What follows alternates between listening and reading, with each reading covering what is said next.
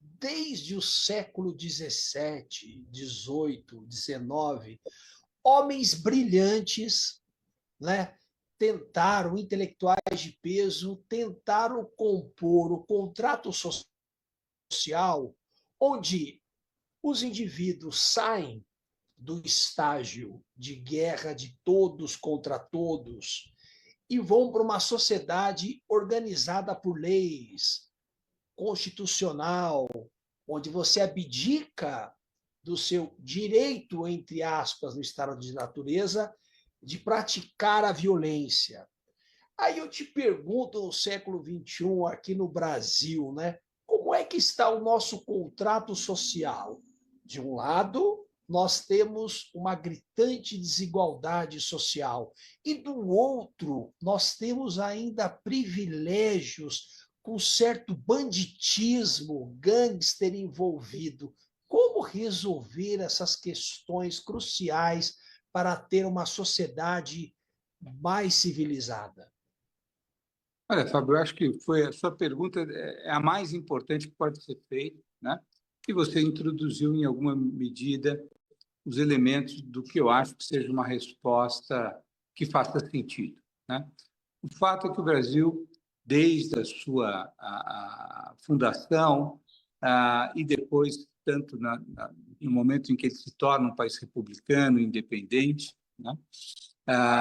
Nós sempre tivemos contratos sociais assimétricos, ou seja, houve algum tipo de pactuação social, mas onde alguns setores dispõem de imenso poder e outros setores são destituídos de poder, né?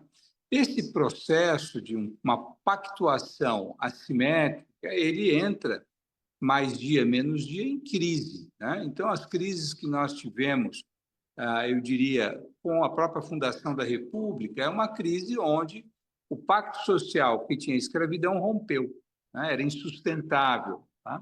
Nós passamos por uma república oligárquica a partir de 1891 e ela vai fim da escravidão, mas mantendo uma profunda desigualdade e uma exclusão social, tanto daqueles que haviam sido objeto da escravidão, ou seja, os negros do Brasil, mas também outros grupos de pobres, imigrantes, que não partilham das benesses da sociedade que se constrói a partir de 1891. Então, essa sociedade vai entrar em crise. Nós temos a Revolução de 30, que é uma revolução de caráter fascista, como muitas na Europa, no mesmo momento, quer dizer, o que aconteceu na Alemanha, o que aconteceu na Itália, depois do que aconteceu na Espanha e em Portugal, são movimentos, é a resposta do fascismo a um problema fundamental de uma sociedade desarmônica, de uma sociedade que tem os seus problemas, né?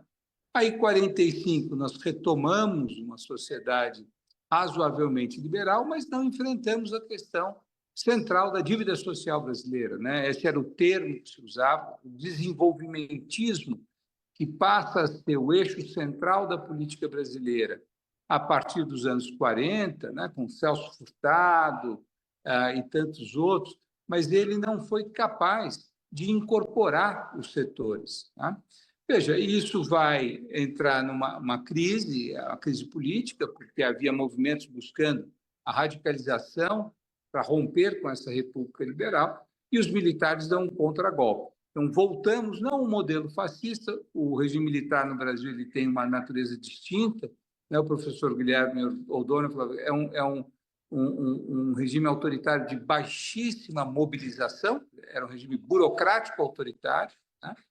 Que depois da sua ruptura, nos anos 80, vai dar espaço a isso que nós vivemos hoje, ou seja, uma república democrática pautada numa Constituição do Estado de Bem-Estar Social, uma Constituição compromissária, uma Constituição ambiciosa, uma Constituição generosa, né?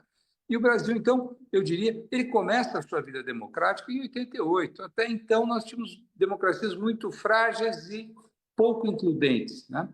Só para que a gente tenha um ponto aqui. Nós tínhamos, em 1988, 50% da população analfabeta. Essa revolução de inclusão que foi feita no final do século XIX em alguns países europeus, início do século XX em outros, né?